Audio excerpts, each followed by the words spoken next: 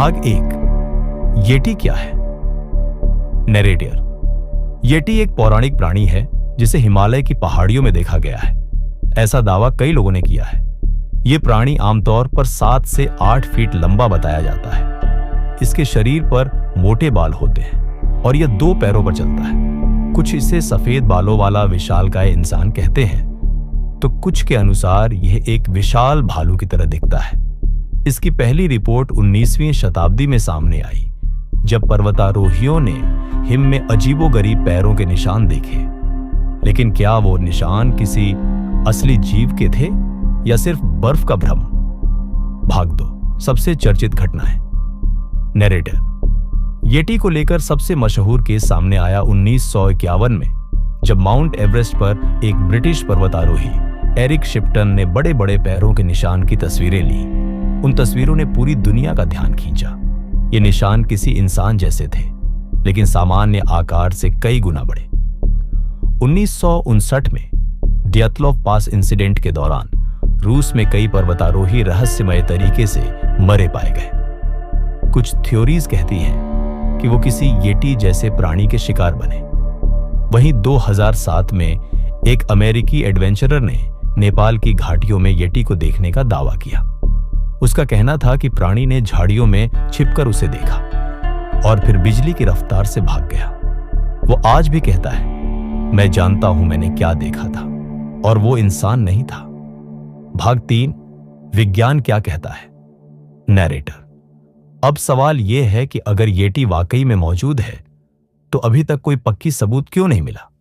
2014 में वैज्ञानिकों ने येटी के बालों और हड्डियों के कुछ नमूनों का डीएनए टेस्ट किया।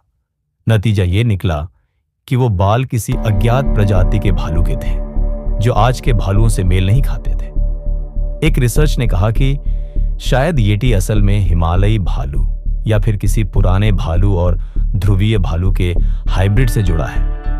कुछ वैज्ञानिक कहते हैं येटी जैसी कथाएं इंसान के डर और लोक कथाओं का नतीजा है।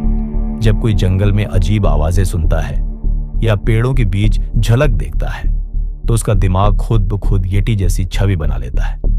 पर क्या विज्ञान हर रहस्य को समझ पाया है? भाग 4 लोक कथाएं और सांस्कृतिक मान्यताएं। नैरेटर। नेपाल, तिब्बत और भूटान जैसे देशों में येटी को सिर्फ एक जानवर नहीं बल्कि एक आध्यात्मिक रक्षक माना जाता है। कई तिब्बती भिक्षुओं का मानना है कि येटी एक आध्यात्मिक प्राणी है जो हिमालय की पवित्रता की रक्षा करता है। कुछ कहानियों में येटी को गुस्सैल और खतरनाक बताया गया है, तो कुछ में वो इंसानों की मदद करता है। नेपाल में कई गांवों में आज भी बच्चों को येटी की कहानियां सुनाई जाती हैं ताकि वे जंगल में अकेले ना जाएं। 1938 में एक पर्वतारोही को येटी की खोपड़ी मिली थी, जिसे मंदिर में रखा गया था। हालांकि बाद में उसका डीएनए इंसानी खोपड़ी जैसा निकला, लेकिन रहस्य आज भी बना हुआ है। भाग 5 आधुनिक खोज और एक्सपेडिशन। नरेटर। येटी को खोजने के लिए अब तक कई इंटरनेशनल एक्सपेडिशन किए गए हैं। नेशनल जियोग्राफिक और डिस्कवरी चैनल जैसे प्लेटफॉर्म्स ने भी कई बार इस रहस्य पर डॉक्यूमेंट्रीज बनाई है। कुछ वीडियो में झाड़ियों के पीछे कोई आकृति भागती दिखती है। कुछ ऑडियो क्लिप्स में ऐसी आवाजें रिकॉर्ड हुई हैं जो किसी जात जानवर की नहीं लगती। पर अफसोस, हर बार पुख्ता सबूत मिलने से पहले सब कुछ धुंधला हो जाता है। भाग 6 क्या येटी असली है। नरेटर। अब सवाल आपसे, क्या आप मानते हैं कि येटी सच में मौजूद है या फिर यह सिर्फ हमारी कल्पना है जिसे हमने कहानियों और अफवाहों से बड़ा बना दिया है? क्या यह प्रकृति का ऐसा रहस्य है जिसे इंसान अभी समझ नहीं पाया, या फिर यह पूरी तरह एक सांस्कृतिक मिथक है जो वक्त के साथ रोमांचक बनता चला गया? अंतिम मैसेज, सस्पेंस और एंगेजमेंट। नैरेटर।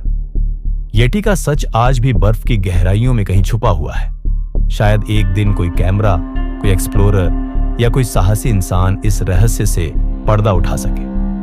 तब तक यह सवाल बना रहेगा, क्या येटी वाकई में हिमालय की हकीकत है या सिर्फ डर की एक शक्ल?